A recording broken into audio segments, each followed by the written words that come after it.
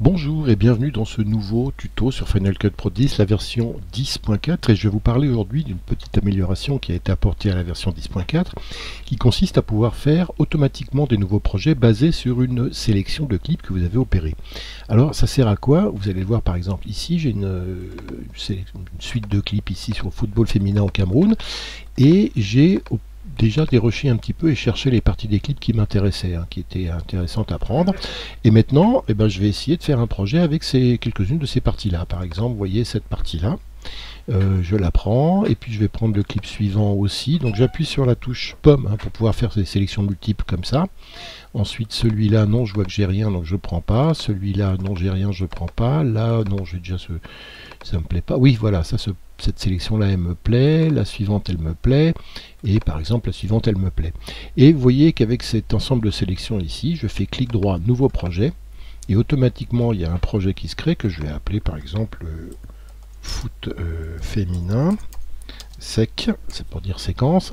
Vous remarquez aussi que ce projet automatiquement il est au réglage de mes images, c'est-à-dire au rush de ma caméra en 1080p avec un son stéréo 48 et un débit de 25p. Donc voilà, je clique sur OK et automatiquement vous voyez ça m'a créé un projet avec à la suite tous les petits extraits de sélection que j'avais faites dans chacun de mes plans. Donc voilà une façon très rapide de faire un ours, de commencer un montage.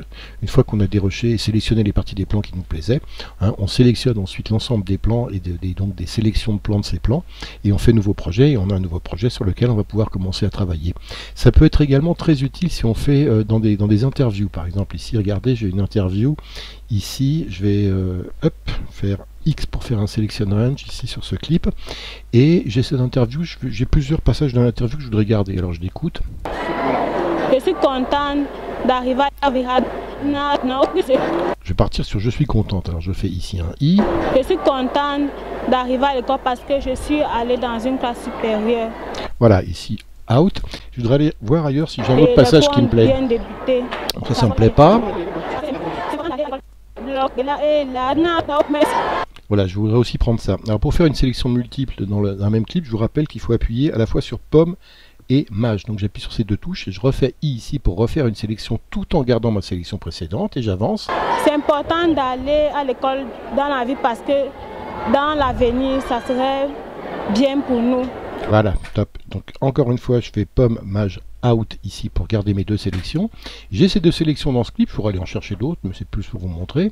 En même temps, j'appuie ici sur le clip suivant pour voir, j'ai fait également une double sélection dans cette partie-là.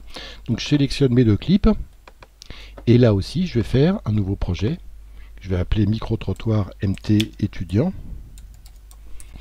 Et encore une fois, voilà, les réglages sont automatiques. Et je fais hop, OK. Et regardez, ça m'a créé mon petit micro-trottoir avec mes 3 extraits d'étudiants. Alors je peux ensuite mes 4 extraits, je peux les faire varier, les remonter, les réécouter. Je veux être footballeur. Et puis là, on peut retoucher un petit peu, vous voyez l'entrée. Voilà, donc ça c'est vraiment une nouveauté assez intéressante de Final Cut Pro 10, c'est de pouvoir faire rapidement un projet avec une sélection d'extraits dans notre navigateur et hop, rapidement les balancer dans la timeline comme ça pour pouvoir les retravailler par la suite. Voilà, merci et à bientôt.